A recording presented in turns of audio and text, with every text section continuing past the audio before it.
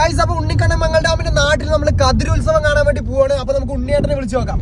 Concrete ചെയ്ത് തടഞ്ഞു വെച്ച റോഡിലെ പാട്ടയൊക്കെ തള്ളി മാറ്റിയിട്ടാണ് നമ്മൾ പോണത്. അനുവാദം ചോദിച്ചിട്ടാ നമ്മൾ കയറിയത്. അങ്ങനെ ഉണ്ണിക്കണ്ണൻ മംഗൾ ഡാമിനെ വിളിച്ചപ്പോ ഞാൻ അവിടെ ഉണ്ടാവും ഉണ്ണി, നീ വാ എന്ന് പറഞ്ഞു. അങ്ങനെ പാലക്കാടൻ കാഴ്ചകളൊക്കെ കണ്ട് നമ്മളിങ്ങനെ ആസ്വദിച്ച് പോവാണ്. ചെക്കന്മാരെന്താ രാത്രി കക്കാൻ പോയോന്നറിയില്ല, എല്ലാം ഉറങ്ങുകയാണ്. അങ്ങനെ നമ്മൾ മംഗൾ ഡാമിന്റെ അവിടെ എത്തിയപ്പോ വേല ഇങ്ങനെ പോവാണ്. അങ്ങനെ ഞങ്ങൾ പാച്ചുവേട്ടന്റെ ഭാര്യ വീട്ടിലെത്തി. വീടിന്റെ ഫ്രണ്ടിൽ നല്ലൊരു കനാൽ, എന്തായാലും അടിപൊളി സ്ഥലം. വിശന്നിട്ട് കുടൽ കരിഞ്ഞ് എന്റെ മുമ്പിൽ ബിരിയാണിയും പൊറോട്ടയൊക്കെ കൊണ്ട് വെച്ച് അടിച്ചു കയറ്റി. ഫുഡ് കഴിച്ചിട്ട് ടൗണിലേക്ക് ഇറങ്ങിയപ്പോഴേക്കും ഒരു ഒറ്റക്കമ്പനെ കണ്ടു, കൊള്ളാം. പിന്നെ നേരെ പൂരപ്പറമ്പിലേക്ക് നടന്നു. സംഭവം കളറായിട്ടുണ്ട്, ഇരുട്ടാകുമ്പോഴേ പരിപാടി തുടങ്ങുള്ളൂ. ഞാൻ എന്തായാലും കടയിൽ നിന്ന് ഒരു കമ്മൽ വാങ്ങിയിട്ടു. 10 രൂപയുടെ ആണെങ്കിലും ഡയമണ്ട് പോലെ ഉണ്ട്. അങ്ങനെ ഞങ്ങൾ അമ്പലം ഒന്ന് ചുറ്റി കണ്ടു. കടല കണ്ടപ്പോ പിന്നെയും വിശന്നാ പിന്നെ തിന്നണല്ലോ. അത് കഴിഞ്ഞിട്ടാണ് ഫിഗർ ഷോ. സംഭവം എന്തായാലും കളറായിട്ടുണ്ട്. ഇവരൊക്കെ ഡാൻസ് കളിക്കാൻ കണ്ടപ്പോൾ എനിക്കും ഡാൻസ് കളിക്കാൻ തോന്നി. വേണ്ട, തൽക്കാലം കണ്ട് ആസ്വദിക്കാം. അത് കഴിഞ്ഞപ്പോഴാണ് ശരിക്കും മണിച്ചേട്ടനെ കണ്ട ഒരു ഫീൽ. അതുകൊണ്ട് തന്നെ കുറച്ചു നേരം ഞാനിത് നോക്കി നിന്ന് പോയി. അത് കഴിഞ്ഞപ്പോഴാണ് നമ്മൾ ഉണ്ണിയേട്ടനെ കണ്ടത്. മംഗൾ ഡാം എന്ന് പറഞ്ഞ ഇപ്പൊ എല്ലാവർക്കും അറിയാം, കാരണം ഉണ്ണിയേട്ടനാണ്. ഞാൻ വ്ളോഗ് തുടങ്ങിയപ്പോൾ തൊട്ട് എന്നെ ഭയങ്കരമായിട്ട് സപ്പോർട്ട് ചെയ്യുന്ന ഒരാളാണ് ഇട്ടത്. അങ്ങനെ കുറച്ചു നേരം സംസാരിച്ച് ഉണ്ണിയേട്ടനോട് ബൈ പറഞ്ഞു. ഇനിയാണ് മോനെ കതിരുത്സവം കാണേണ്ടത്. തടംപെടുത്ത് നിൽക്കുന്ന കൊമ്പന്മാരും വർണ്ണവിസ്മയമായ വെടിക്കെട്ടും ചെണ്ടയും കലാരൂപങ്ങളും എല്ലാം ഒരു ഫ്രെയിമിൽ. നമ്മൾ വന്നപ്പോ ഇത്ര എക്സ്പെക്ട് ചെയ്തില്ല, പക്ഷെ സംഭവം കളറായിട്ടാ. അങ്ങനെ ഈ തിരക്കിനിടയിലും നമ്മുടെ സബ്സ്ക്രൈബറിനെ നമ്മൾ കണ്ടുപിട്ടി.